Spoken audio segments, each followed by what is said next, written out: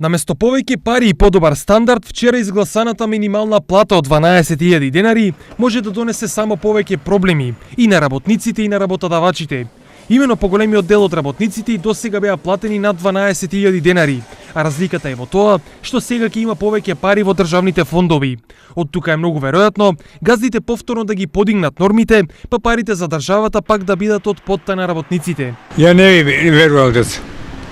Од и до сега што се обеќале газите се излежале. У тоа не сум сигурен дека газа, се газа, онда му дае повеќе, не верувам у тоа.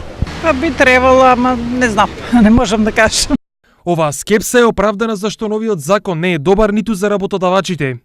Минималната плата ќе предизвика проблеми кај одредени компании поради спиралното покачување на останатите плати, кои што не можат да се издржат. Значи ли ова дека нормите повторно ќе бидат покачени?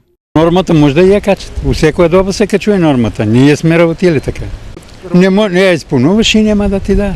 Они не можат секој да искара норма. Јас сум бил у конфекција.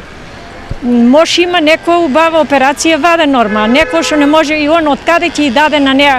Нормите се дадени и тие се во рамките на она што го бара пазарот, односно што е вреднувано на пазарите.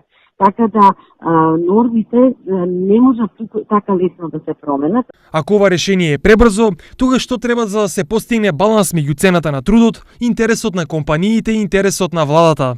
Сите што имаате до 18.000 денари нето износ, да дел од придонесите, односно ние бараме 50% од придонесите, да бидат пренасочени кон работниците. Сепак од власта не мислат така. Ова е закон кој што ги враќа парите кај граѓаните или ја покачува минималната плата, и тоа е само една од мерките на оваа влада преку планот за живот во Република Македонија. Субвенцијата ќе дојде точно и треба да дојде од државата кон бизнис секторот и ќе ја има. И таа субвенција до крајот на годината е 6 милиони евра. Сепак треба да се почека октомври, кога за прв пат новата минимална плата ќе биде поделена.